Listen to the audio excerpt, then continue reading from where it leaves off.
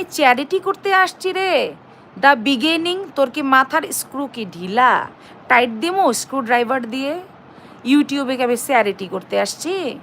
হ্যাঁ, নাকি ইউটিউবে তোর বাপদাদা 14 গোষ্ঠী তুই চ্যারিটি করিস কোনটা?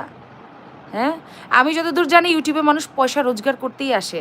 আর সুপার চ্যাট একটা পার্টনার প্রোগ্রাম। সো মানুষ এই পার্টনার প্রোগ্রামের মাধ্যমে এটাকে ইউটিলাইজ করবে, ডলার কামাবে, নিজের দেশের ইকোনমিতে অবদান রাখবে। হ্যাঁ, কনস্ট্রাকটিভ কন্ট্রিবিউশন রাখবে এই আমাদের যার যার নিজের দেশের ইকোনমিতে। এটা তো স্বাভাবিক। হ্যাঁ, নাকি তুই এটার বিপক্ষে কোনটা?